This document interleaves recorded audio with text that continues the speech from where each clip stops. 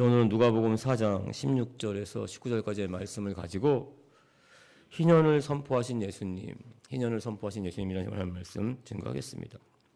11주 기도 가운데 계속해서 말씀을 나눴습니다. 예수님이 이 땅에 오신 이유와 목적, 친히 하신 그 말씀이 바로 오늘 본 말씀입니다. 예수님은 메시아의 사역을 본격적으로 시작하기 전에 성령에 이끌려 광야에서 40일 동안 사단의 시험을 받았어요. 성령의 능력으로 이 악한 사단의 시험을 다 물리치셨습니다. 또한 마찬가지로 이 성령의 능력으로 메시아의 사역을 감당하기 시작합니다. 누가복음 4장 14, 15절입니다. 예수께서 성령의 능력으로 갈릴리에 돌아가시니 그 소문이 사방에 퍼졌고 친히 그 여러 회당에서 가르치심에 뭇사람에게 칭송을 받으시더라. 예수님이 메시아인지 모를 메시아일 수도 있다는 그 사실, 그리고 기적과 이적을 베푸신 사실이 방방곡곡 퍼져나갔습니다. 이러한 소문은 예수님이 자라난 고향 그 나사렛에 있는 회당에도 전해졌어요. 이 회당장이 예수님을 초청합니다. 16, 17절입니다. 예수께서 그 자라나신 곳 나사렛에 이르사 안식일에 늘 하시던 대로 회당에 들어가사 성경을 읽으러 서심에 선지자 이사야의 글을 들이거늘 책을 펴서 이렇게 기록된 데를 찾으시니, 예수님 당시에는 지금처럼 인쇄 기술이 없었어요. 양피지라고 그러죠. 양의 가죽을 얇게 편 정말 엄청나게 비싼 양피지에 성경 말씀을 기록했습니다. 그래서 이 회당에는 이 양피지 성경만을 따로 관리하는 사람을 두고 있었어요. 성경 맡은 사람이 그 양피지 성경을 갖다 줘야만 설교자가 말씀을 읽을 수가 있었습니다. 예수님이 그 성경 맡은 자가 갖다 준 성경을 펴서 읽는데 그 말씀이 이사야 선지가 기록한 예언의 말씀입니다. 페르시아 왕 고레스에 대한 이해가 있는 것을 쭉 펴서 읽으셨어요. 오늘 본 말씀입니다. 누가복음 4장 18, 19절입니다. 주의 성령이 내게 임하셨으니 이는 가난한 자에게 복음을 전하게 하시려고 내게 기름을 부으시고 나를 보내사 포로된 자에게 자유를, 눈먼 자에게 다시 보게 함을 전파하며 눌린 자를 자유롭게 하고 주의 은혜를 전파하게 하려 하심이라 하였더라. 예수님이 이사야 선지자에 기록된 예언의 말씀, 이 말씀은 고레스 왕 그 예언에 했던 그 이사야 선지자의 예언의 말씀입니다. 이 부분을 굳이 읽으십니다. 읽으신 이유는 나중에 살펴보겠지만은 가난한 자에게 복음을 전하고 포로된 자를 자유케 하고 눈먼 자를 다시 보게 하고 눌린 자를 자유케 하고 또한 마지막으로 주의 은혜의 희년을 선포하려고 내가 왔다, 이렇게 말씀하고 있는 것입니다. 오늘은 주의 은혜에 대해, 희년에 대해서 한번 구체적으로 살펴보겠습니다. 이 마지막 선포하신 말씀, 주의 은혜의 희년은 예수님이 이 땅에 오신 궁극적인 목적과 사역이 담겨져 있습니다. 굉장히 중요합니다. 인류 역사상 희년이 온전하게 성취된 적은 한 번도 없어요. 준비되어졌고 선포된 적은 있지만 희년이 성취된 적은 없습니다. 예수님 다시 오실 때 완전히 성취되는 게 희년이기 때문입니다. 자, 가장 처음 이 희년에 대한 말씀이 나오는 것은 출애굽한 이스라엘 백성들이 시내산에 있을 때 하나님은 모세에게 십계명의 돌판과 함께 율법을 주십니다. 모세는 출애굽한 이스라엘 백성들에게 그 말씀을 선포했어요. 그리고 광야 40년 동안 그 말씀을 계속 반복해서 가르쳤습니다. 구약 시대도 마찬가지죠. 가나안 땅에 들어가서도 하나님의 말씀을 계속해서 가르쳤고 이스라엘 백성들은 배웠어요. 하지만 이스라엘 백성들 온전히 따르지를 못합니다. 그 중에 한 번도 지켜지지 않은 것이 희년이에요. 그만큼 희년은 굉장히 좀 하나님의 나라가 임하는 그런 상태이기 때문입니다. 결국 이스라엘 백성들 이방 민족 바벨론의 침략을 받고 포로된 삶을 살게 됩니다. 70년 만에 하나님의 은혜 가운데 돌아왔지만은 또다시 얼마 지나지 않아서 로마의 식민지가 돼요. 로마에 의해서 또다시 포로된 삶, 눌린 자의 삶을 살고 있을 때 예수님이 다시 한 번 더 오늘 본문 말씀 가운데 희년을 선포하신 것입니다. 자, 희년. 이 희년이란 단어의 뜻은 기쁠 희자, 해년자요. 기쁘고 행복한 해라는 뜻입니다. 이 희년에 대한 구체적인 말씀은 레위기 25장 8절에서 17절 말씀에 아주 잘 자세하게 기록이 되어 있어요. 제가 한번 한 절 한 절 살펴보겠습니다. 중요합니다. 이 희년에 대한 말씀은 우리가 궁극적으로 소망하고 있는 천국을 담고 있기 때문입니다. 8절입니다. 너는 7 안식년을 계시할지니 이는 7년이 7번인즉 안식년 7번 동안 곧 49년이라. 7, 7이 49.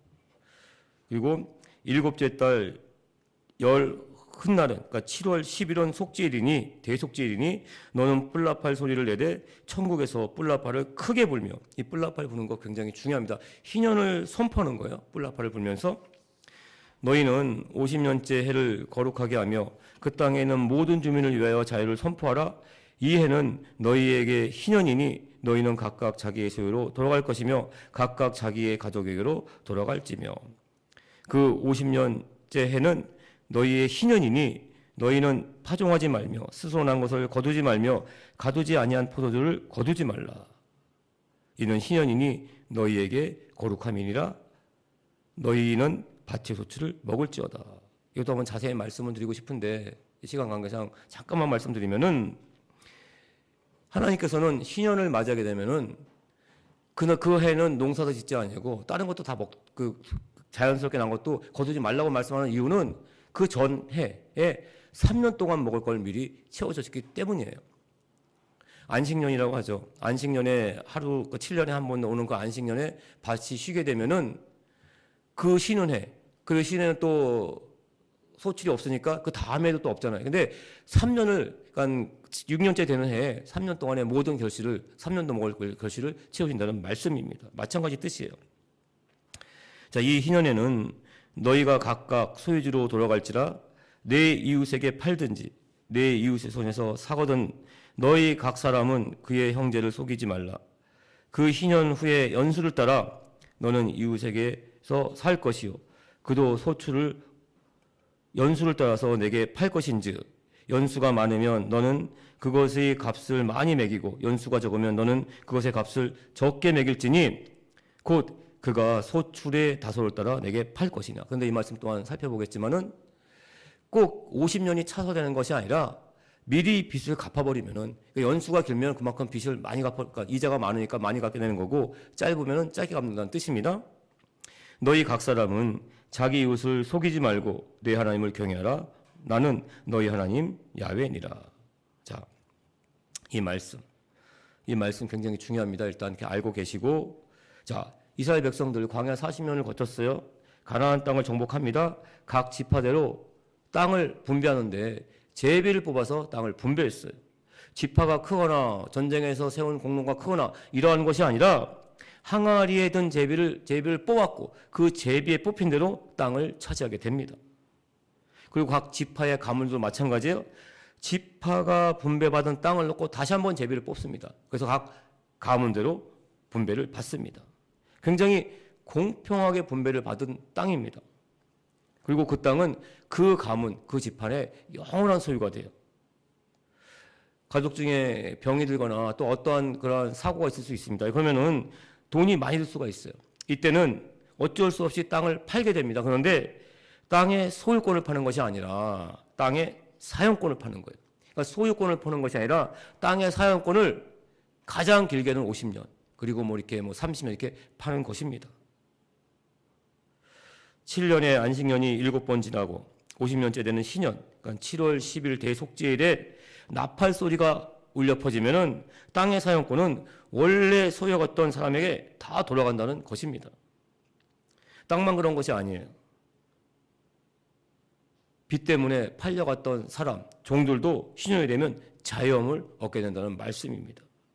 자, 이렇게 희년이 가능했던 이유는, 하나님께서 말씀하신 이유는 완전한 무의 상태에서 출발을 했습니다. 아무것도 없는 상태, 가나안을 정복했습니다. 소유가 아무것도 없는 상태에서 하나님께서 공평하게 분배했기 때문에 이러한 희년이 가능했던 것입니다. 그러니까 제로 베이스로 시작했어요.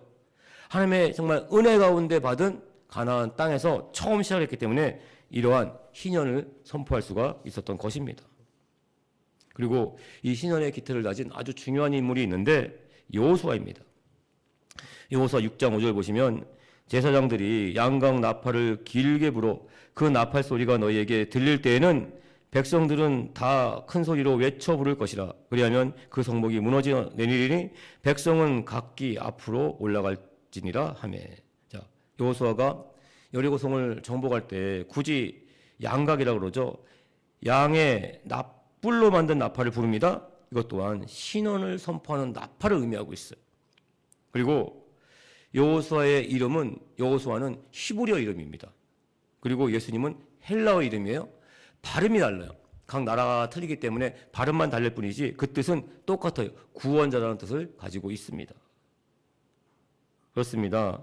가나안 땅에 들어간 여호수아가 첫 번째로 이 여리고성을 정복하고 희년의 납불을 불었던 것은 오늘 본 말씀, 예수님께서 메시아의 사역을 시작하시면서 구원자의 사역을 시작하시면서 선포한 말씀을 예표하고 있어요.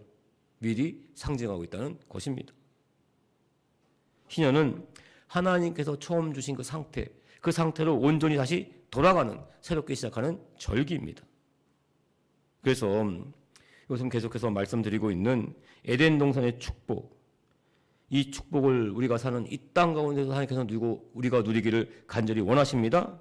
하나님은 그래서 그 축복을 다시 한 번 더 주시기 위해서 희년을 선포하신 것입니다.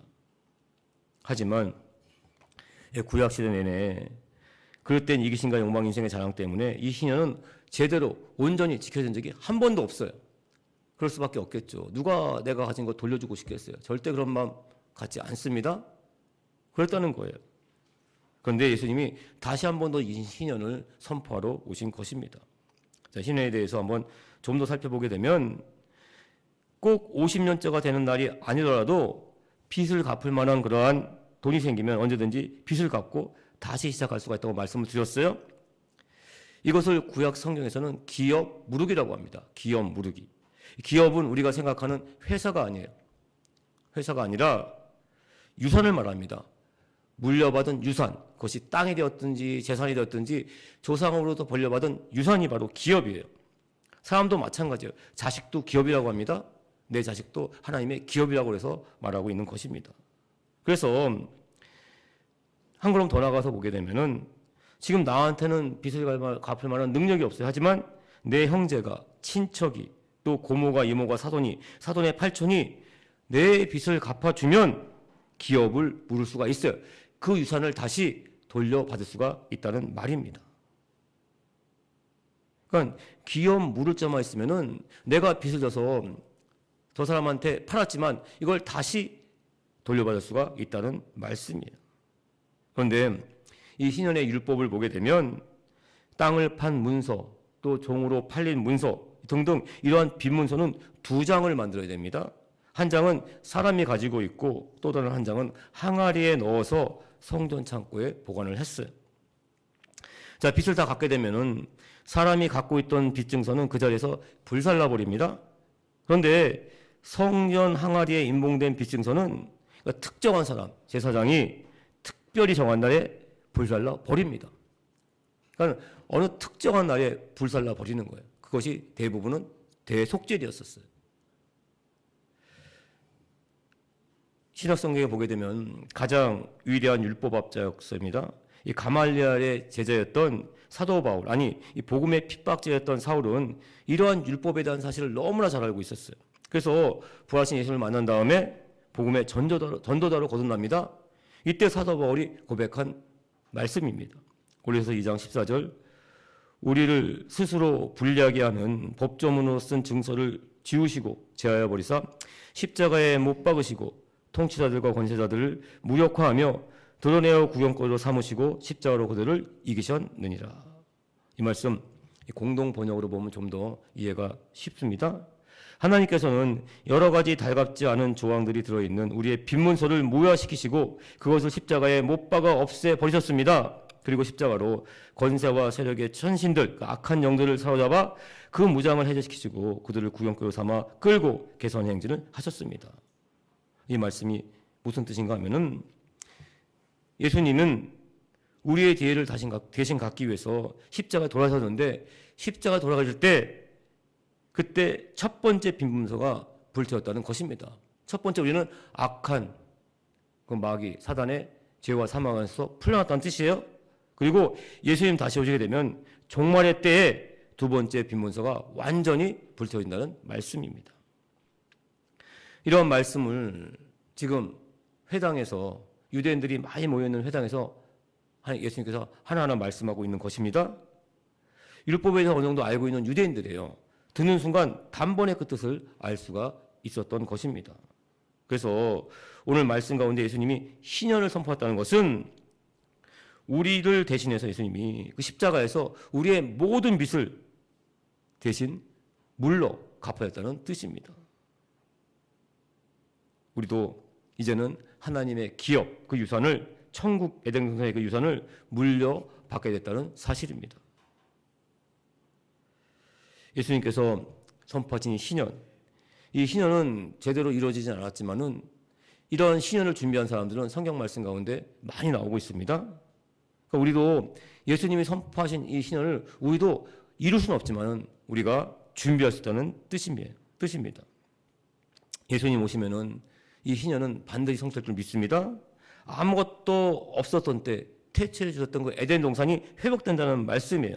그렇다면 우리가 이 신현을 어떻게 준비해야 되는지 한번 살펴보겠습니다. 첫 번째 인물은 아브라함입니다. 아브라함은 당시 가장 크고 번성했던 나라 수메르, 그 수메르 지역에 있는 갈대아 우르라는 곳에 살고 있었어요. 성경 말씀에는 구체적으로 기록되어 있지 않지만 아브라함은 굉장한 부자였다고 신학자들은 말합니다. 왜냐하면 갈대아 우르에서 하나님 말씀하신 가나안 땅까지 가려면 많은 돈이 들었습니다. 엄청난 돈이 들었다고 합니다. 먹고 자는 것뿐만이 아니에요. 가족들을 보호해줄 훈련된 군인이 있어야 됐습니다. 지금으로 말하면 이 보디가드가 적어도 10명쯤은 있어야 한다고 합니다. 먼 길을 가야 되는데 어떤 사람들을 만날지 모르기 때문에 자신들을 지켜줄 사람을 꼭 대동해야만 했습니다. 다시 말해서 이 아브라함은 갈대아 우르에서도 충분히 먹고 살 만한 사람이었어요. 그런데 하나님의 말씀을 따라 이 아브라함 모든 것을 버리고 하나님의 지시한 땅으로 갑니다. 굉장한 도전을 하고 있는 것입니다. 그리고 이러한 도전할 수 있었던 그 배경에는 아마도 아브라함에게는 자신이 받은 축복을 다른 이에게 나눌 수 있는 그러한 기본적인 성품이 준비되어 있었기 때문이라고 말합니다. 무슨 뜻인가 하면 아브라함이 가나안 땅으로 갈 때 수십 명의 그 보디가드를 동행했다는 것은 갈대아 우르에는 더 많은 종이 있었다는 것입니다. 이 종들 과연 어떻게 했을까요? 모두 다 해방시켜줬습니다. 자신이 거느리고 있는 그 모든 종들 해방시켜줬기 때문에 해방시켜주고 오히려 자신은 하나님의 종이 됐다는 것입니다. 두 번째, 아브라함은 자신이 소유했던 기업, 토지, 재산, 집 이런 것을 다 포기했어요. 이것 또한 다른 사람들에게 다 나눠줬습니다. 다시는 다시 돌아오지 않을 것을 알고 있었기 때문입니다. 세 번째는 관계의 기업이에요. 고향과 친척과 아비의 집에 떠났다는 것은 모든 관계가 이제는 끊어졌다는 거예요. 자신에게 유익을 줬던 그런 모든 관계를 포기했다는 뜻입니다. 이처럼 모든 것을 포기하고 다시 시작하는 이 도전을 할 수 있었던 것은 하나님의 말씀에 대한 믿음, 은혜에 대한 믿음이 있었기 때문입니다. 창세기 12장 1절 3절 말씀이에요. 야훼께서 아브라함에게 이르시되 너는 너의 고향 친척과 아비의 집을 떠나 내가 너에게 보여줄 땅으로 가라. 내가 너로 큰 민족을 이루고 너에게 복을 주며 너의 이름을 창대하게 되니 너는 복이 될지라. 너를 축복하는 자에게는 내가 복을 내리고 너를 저주하는 자에게는 내가 저주하리니 땅의 모든 족속이 너로 말미암아 복을 얻을 것이라 하신지라. 아브라함은 결국 복의 근원이 되는 삶을 살게 됩니다. 믿음의 조상이 됩니다. 자, 그리고 두 번째 인물은 앞에서 말씀드린 고레스 왕입니다. 자, 바벨론의 포로로 사역했던 이스라엘 백성들의 삶은 정말 비참했죠. 가나안 땅에 남아있는 사람들도 마찬가지였어요. 남편, 아내, 아버지, 어머니, 자식 포로로 끌려가는 것을 봤습니다. 땅도 빼앗겼고 재산도 다 빼앗겼어요. 가나안 땅에서도 몸만 남아있을 뿐이지 포로된 삶을 사는 것은 마찬가지였습니다. 이들에게 단 하나 남은 소망은 예레미야 선지자가 예언한 말씀이었어요. 그 말씀 하나가 소망으로 자리 잡고 있었습니다. 예레미야서 29장 10절 11절입니다. 야훼께서 이같이 말씀하시니라. 바벨론에서 70년이 차면 내가 너희를 돌보고 나의 선한 말을 너희에게 성취하여 너희를 이곳으로 돌아오게 하리라. 고향으로 돌아오게 하리라. 야훼의 말씀이니라. 너희를 향한 나의 생각을 내가 아나니 평안이요 재앙이 아니니라. 너희에게 미래와 희망을 주는 것이니라. 바벨론에서 포로된 생활을 하고 있는 자들이나 가나안 땅에 남아있는 자들이나 다 마찬가지였습니다. 이 예레미야 선지자의 말씀을 정말 이루어질 것을 기도하고 있었습니다. 자, 70년이 기한이 됐습니다. 하나님께서는 전혀 예상치 못한 방법으로 이스라엘 백성들을 해방시켜 줍니다. 이스라엘 백성들을 멸망시켰어요. 포로로 끌려갔던 이 바벨론이 70년이 되지 않아서 페르시아에게 멸망을 당해요. 역대기하 36장 22절을 보시면 바사의 고레스 왕 원년에 야훼께서 예레미야의 입으로 하신 말씀을 이루려고 야훼께서 바사의 고레스 왕의 마음을 감동시키며, 바사는 페르시아를 말합니다. 그가 온 나라에 공포도 하고 조소도 내려 이르되 바사 왕 고레스가 이같이 말하노니 야훼이신 하늘의 신 야훼께서 세상 만국을 내게 주셨고 나에게 명령하여 유다 예루살렘의 성전을 건축하라 하셨으니 너희 중에 그의 백성된 자는 다 올라갈지어다 너희 하나님 야훼께서 함께 하시기를 원하노라 하였더라. 자, 이 말씀, 고레스가 선포한 이 말씀은 무슨 뜻인가 하면, 자, 예루살렘 땅에 성전을 건축하라고 합니다. 그러니까 다시 이스라엘 백성들의 그 토지, 그 땅을 돌려받게 됐다는 뜻이에요. 그리고 너희 중에 그의 백성, 하나님의 백성된 자는 다 올라갈지어다. 이 말은 포로에서 해방됐다는 말씀입니다. 그리고 성전을 건축하라, 이 말씀은 다시 한번 성전은 어떤 곳이에요? 제사드리는 곳입니다. 다시 한번 하나님께 예배드리며 말미암아 하나님의 관계를 회복하라는 말씀입니다. 그렇습니다. 바벨론의 포로된 이스라엘 백성들은 물론이고 가나안 땅에 남아있던 자 모두 다 희년의 기쁨, 하나님의 축복이 당시 최강대국이었던 페르시아의 왕 고레스의 입에서 선포된 것을 보고 있습니다. 그런데 이것은 고레스가 이 선포한 내용은 성경뿐만이 아니에요. 지금 현재 영국에 있는 대형 박물관, 그 고레스의 원통에도 아주 상세히 기록이 되어 있습니다. 이 고레스의 원통은 1879년 이라크 바벨론 유적지에서 발견이 됐습니다. 이 고레스의 원통에는 당시 정말 파격적이라고 할 수 있는 이 종교적인 관영, 다른 나라 이방 민족의 종교도 인정해주는 그러한 내용이 담겨져 있고, 개인의 자유, 종에서 풀어주는 이러한 내용들이 상세히 담겨져 있어요. 그러니까 이 고레스 왕의 신념과 정치적 철학이 잘 기록되어 있습니다. 그래서 이 고레스 왕을 최초의 인권 운동가라고 부르고 있습니다. 그 이후에는 이 고레스의 이러한 인도주의 사상을 더욱더 고취하기 위해서 유엔 본부 건물에 1971년 이란으로부터 기부받은 이 고레스의 원통, 이 복제품을 전시해 놓고 있습니다. 자, 이 말씀 가운데 우리가 꼭 알아야 될 것, 기억해야 될 것은 페르시아 왕 고레스가 이와 같은 선포, 이와 같은 일을 하게 된 것은 이사야 선지자의 그 말씀의 예언대로 하나님의 섭리하심에 있었다는 것입니다. 또한 오늘 본문 말씀 가운데 회당에 들어오신 예수님이 이사야 선지자에 기록된 말씀을 또다시 읽은 것은 또한 하나님의 섭리 아래 있다는 것입니다.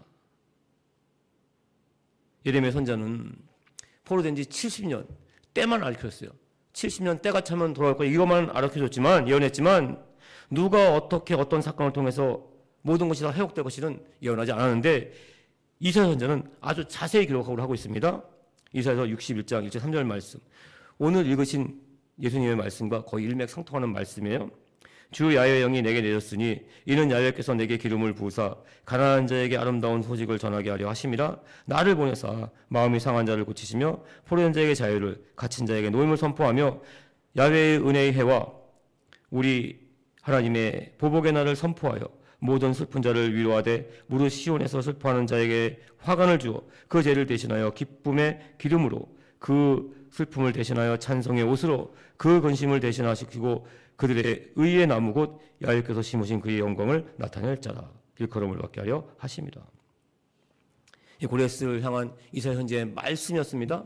이 말씀이 다시 한 번 더 예수님의 그 입술을 가운데 선포가 되고 있습니다. 이것은 바로 뭐냐? 다시 한 번 더 신현, 우리를 회복시키기 위한 하나님의 그 오묘하신 섭리하심이 담겨져 있다는 것입니다. 결국에는 모든 것을 회복시키는 분은 바로 예수님이라는 사실을 극적으로 보여주기 위한 말씀입니다. 사람의 왕 고레스가 선포한 그 신현을 통해서 포로된 자들이 자유를 얻게 됩니다. 하물며 하나님의 아들이에요. 왕 중에 왕신 예수님이 선포한 이 신현에는 모든 것이 회복되고 또한 회복되는 능력이 나타날 줄 믿습니다.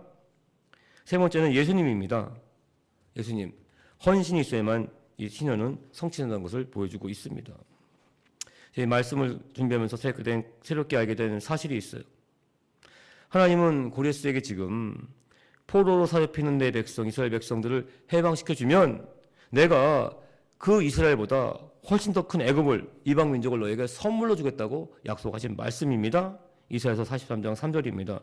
대저 나는 야훼 내 하나님이요 이스라엘의 거룩한 이요 내 구원자임이라. 내가 애굽을 너의 속량물로 구스와 수발을 너를 대신하여 고레스에게 주었노라.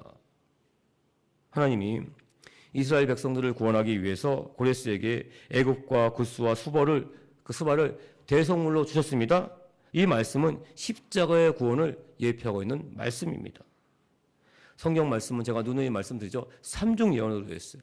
삼중 예언으로 이스라엘 백성들을 해방시키신 고레스가 애굽과 구스를 얻었듯이 하나님은 우리를 천국 백성 삼으시기 위해서 하나뿐인 하나님의 아들 독생자 예수님을 십자가의 대성물로 삼으셨다는 것입니다.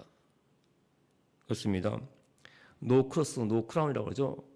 십자가가 없이는 영광도 없습니다. 이러한 내용의 말씀을 율법을 너무나 잘 알고 있는 사도 바울이 고백을 해요. 아까 읽었던 말씀입니다. 고린도서 2장 14, 15절 말씀이에요. 하나님께서는 우리를 죄와 사망의 그 권세 아래 만든 사단의 그 악한 빈문서를 십자가에서 태워버렸어요. 남은 빈문서는 예수님 오시면 완전히 태워지게 된다는 말씀입니다. 십자가 선포한 이 신현은 예수님이 다시 오심을 통해서 완성되게 될 줄 믿습니다. 말씀을 정리하겠습니다. 우리를 구원하기 위해 이 땅에 오신 예수님은 이미 2000년 전에 신현을 선포했어요. 예수님은 십자가 그 대속의 은혜로 말미암아 우리에게 가난을 주고 포로되게 하고 눌리게 하고 눈멀게 하는 그 모든 것들을 다 물리쳐 주셨습니다. 자유롭게 하신 줄 믿습니다. 성도님들, 예수님 오시면 우리 삶의 자리 가운데 완전한 휘년이 선포될 줄 믿습니다. 예수님 다시 오시는 그 발자국 소리에 귀를 기울이시는 성도님 되시길 주님으로 축원드립니다. 정말 예수님 오시면 우리는 하나님과 사 땅에서 하나님의 백성으로서의 신현의 그 축복, 기쁨을 누리게 될 줄 믿습니다. 또한 이 땅 가운데서도 예수님이 선포하신 그 신현을 사모하실 주님의 축원드립니다. 이 땅 가운데서 모든 것이 회복되고 다시 하나님의 은혜 가운데 정말 하나님의 천국을 누리는 우리 하나님의 백성 되시길 주님의 이름으로 축원을 드립니다. 기도하겠습니다.